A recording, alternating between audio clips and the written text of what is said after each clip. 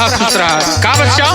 अरे बाबा का बताएं है हमारे मेहररुआ है ना रतिया में अबवाल पता न का बकेल हो बाबा। देखा तोहरे मेहररुआ के?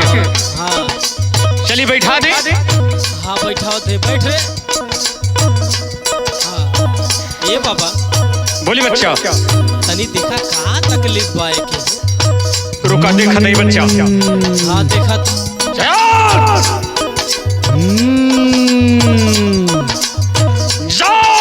चल की विंध्यवासिनी माता शीतला माई माता लेके काली काली दोनों हाथ बजाओ ताली बचा न जाए खाली भगवती लाई के हाथ हाजिर करा दो इतनी के दूर से लाई की तिरिया की खोपड़ी पे नजर करो भगवती ला हैया हाथ की देवी डाइन कंडाइन से लेके। अरे मैं आई रे बोल काहे बोलौले हते हम ले माई दहने पे सवार हो जा।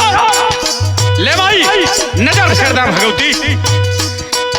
ए विंध्याचल पहाड़ा वहीं पे बचलू मयारिया किया रे मैया ना ले लो विंध्याचल या स्थान हमार की हरे रनियाना।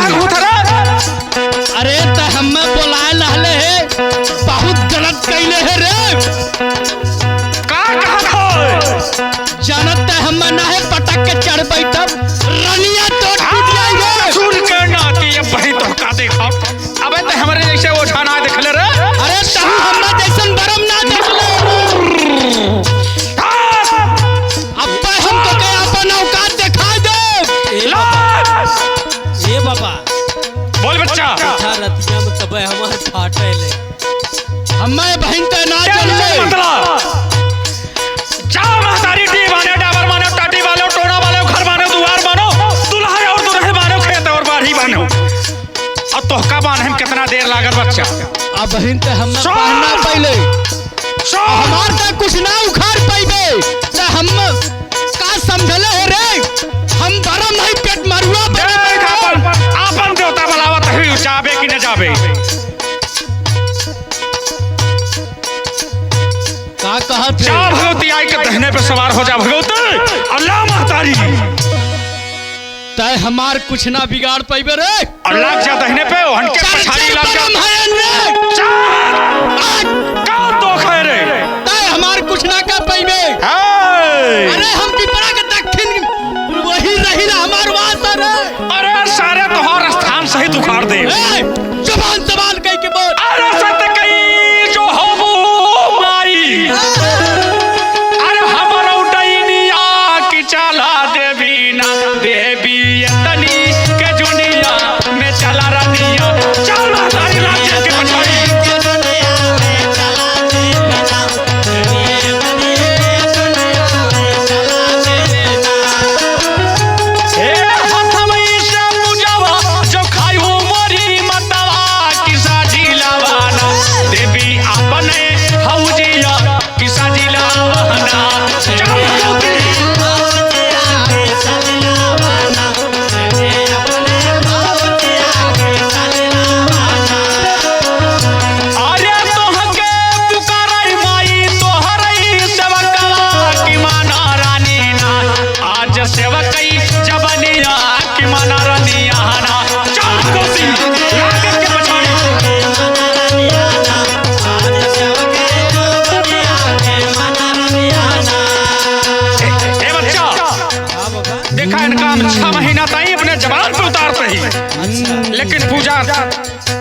ज्यादा लागे। अच्छा अच्छा पहले हमरो तो एक ठे बात सुन, सुनो।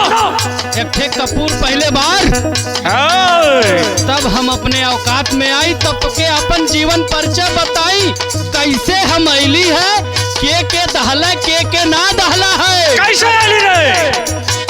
देख पहली बात तो हम नैहरे के बरम है।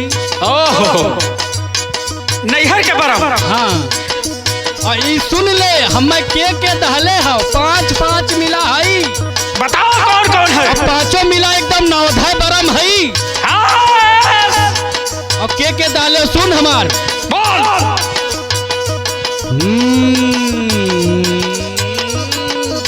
सुन ध्यान से सुन हमार, बोल बोल बोल बोल जल्दी बोल। एक ठे देख लक्ष्मण बो दहले हैं, और एक ठे दीपक बो दहले हैं। अरे हो जवन बेंजुआ बजावाला पिंटू, वो नहीं के मेहरारू दहले हो, बहुत जबरदस्त दहले हो। सारे झगड़ा बढ़ावा था। देख हम सही कहत हैं। सुन, अगर बरम है हमारा